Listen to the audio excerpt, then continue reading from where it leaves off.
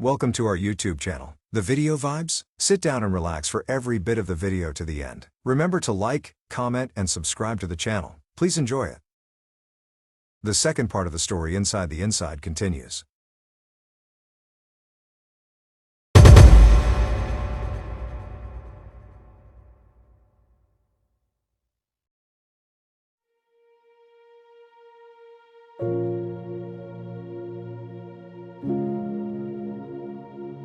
Looking how merciless Arthur was butchered, Marat jumped off the horse and into the forest. The rebels went after her but were apprehended. An estimated 87 arrow wounds were found on Arthur's body. King Marcus was still at Magadha when he received the message that the queen had been kidnapped by Malachite rebels. After getting the message, there was a long silence. King Marcus asked in a very low whispering voice, "Where's Arthur?" Repeatedly over 3 times. The question made everyone shiver, and there was no response. There was total silence in the entire castle. Even the wind stood still. All of a sudden, King Marcus cried so loud and called his friend's name. He knew for sure that indeed Arthur was dead. Every He-Can knew that if Major Arthur was not ambushed and killed by the enemy, Queen Marat would never be kidnapped. However, it had come to pass. "Your best friend Major Arthur is dead. Accept my condolences," King Hasha of Magadha sympathized.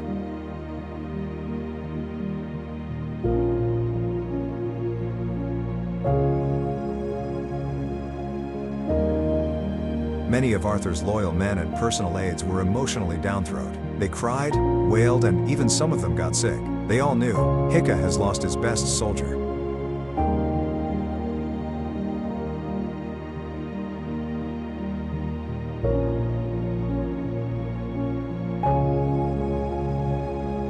King Marcus returned to Heka heavy-hearted. Upon arriving at Heka, a message from Malachi was waiting, instructing King Marcus to leave the throne for him, Prince Malachi, and get his wife back, or lose both the queen and his unborn baby. A 3-moon ultimatum was given to make a decision. Various rumors and propaganda flowed through every nook and corner of the kingdom. Some said King Marcus had agreed to go to war with Prince Malachi, while others said he had decided to hold on to the throne and forget about the queen. Many disgusting speculations and rumors circulated the kingdom. However, it was absolutely obvious that there was tension in the air, and Heka was on fire. Every Hekan knew King Marcus was in a dilemma.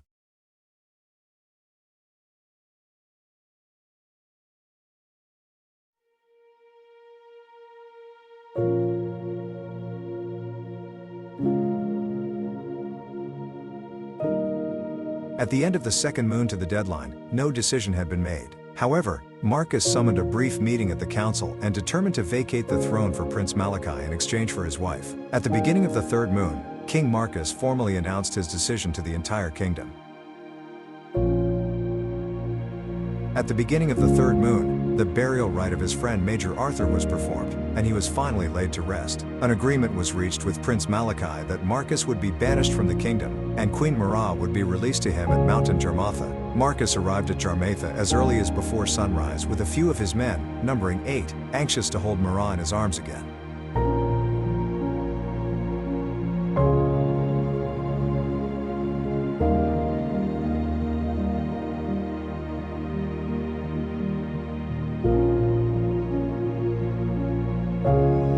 However, in disbelief, till about sunset, Malachi never showed up. An uneasy feeling gripped everyone. Could Malachi have deceived Marcus out of the kingdom and held back Marat? All these thoughts burdened Marcus's mind. Suddenly, out of nowhere, some unknown troops of soldiers attacked Marcus and his men, killing some of them while others were badly injured. News and rumors filled the air that King Marcus had been defeated and killed by unknown soldiers during a land dispute, a conspiracy theory. Heka cried out in despair. What an evil plot! The Hekans accepted their fate and knew they were in for the worst.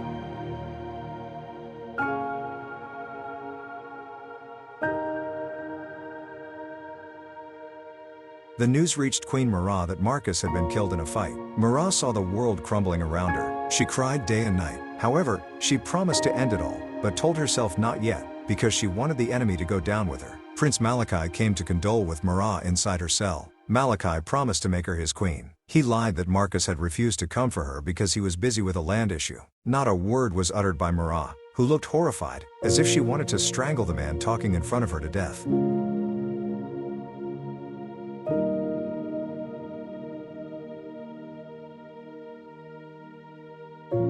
Her face wore destruction and turmoil. He told her to put everything in the past and focus on their brighter future together. Then Malachi left the cell. Mura cried and cried. She couldn't imagine how humiliated she was. Before dawn, a rumor had spread like fire, saying Marah had accepted to marry Malachi and be his queen after the birth of Marcus's child. What a disaster! At Ephelema, Malachi's soldiers were everywhere, and people were sad and fearful.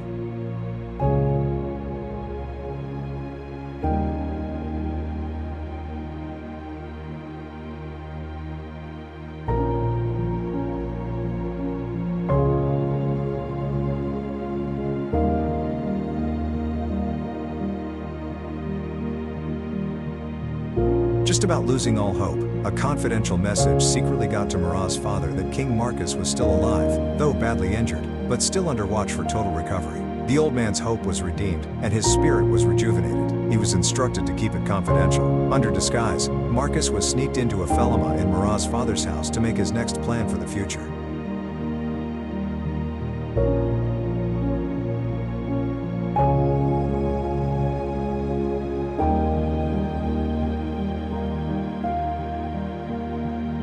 One day, during a conversation, Marah's father asked about his plan to rescue his wife. To the old man's surprise, Marcus got angry and went wild. "Your daughter betrayed me," he exclaimed. "Marah accepted an enemy of the kingdom to take her hand in marriage," he cried. Without a word, Marah's father walked away 2 steps, then stopped and looked back at Marcus, disappointed. "It's unfortunate you don't know who your wife is. My daughter will surprise you," he reacted. Marcus was confused by the old man's statement. He made a rethink again and again. Still, Marcus pondered over and over again about the rumors of Marah's acceptance to marry Malachi immediately after Marcus's baby was delivered. With what Marah's father said, Marcus felt some deep passion through his spine towards Marah more than ever before. He imagined how damn stupid he had been played by Malachi. He regretted his actions. All plans and strategies to conquer Malachi proved abortive. Many of Marcus's allies had been deceived by Malachi and put under siege. Marcus began to lose hope of getting his throne back. Pessimism started to set in. Anxiety and visions of transformations of the kingdom continued to fade out. Marcus could only see the shadows of his reign again. A few weeks later, the old man walked up to Marcus and looked straight into Marcus's eyes and asked, "Are you a king or a prisoner of war?" Marcus felt rejected and lost with the old man's question. "If you are, then get prepared," Marah's father affirmed. With that, he turned and walked away, leaving Marcus in deep thought.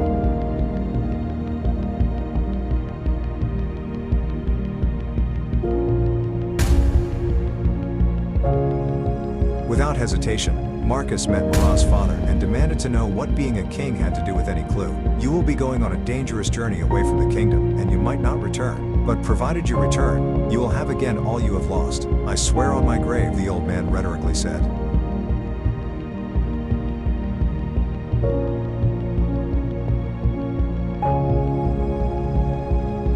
Sumangata Island, a no-return island in the Arizona west of India, along the Asian coast of Arabia, across the desert of the Molten Dunes, with boiling radiation from the sun, harsh weather conditions of heavy rainfall with mighty thunderstorms, to a chill, cold, icy mountain in the serenity of the Gulf Zone, to the Red Sea beyond Nagantha, the Lake of Death, exists a horror world, a world of its own. Marah's father assured King Marcus of Heka, "Your mission for the salvation of the kingdom of Heka lies in your hands on the jungle island of Sumanguta. Save your people. There exist 2 different strange fruits from only one big mysterious tree."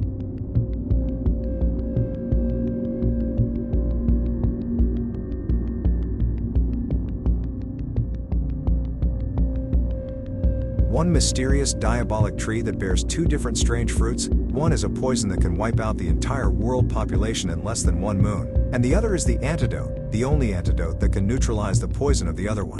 They are known as the twin fruits, Vava and Viva, the most evil beasts on earth, including the most poisonous venom snakes and pythons, killer gorillas and anacondas, deadly scorpions, and poisonous spiders, and many more mystical horrors, await anyone who dares to venture onto the island of Sumangata. Only one man had ever returned, Elliot Gupta of Sapantra. He died 79 years ago at the age of 113. He is known as the bravest man in history, the old man concluded. Without a word, Marcus walked to his room and called 4 of his men. The 5 of them spent a while in the room, but no one is sure what they discussed. Marcus showed up in the old man's room again. "I leave at night," Marcus affirmed. Marah's father stood up, shifted aside an old wooden box, bent to the floor, and opened it to reveal an underground safe.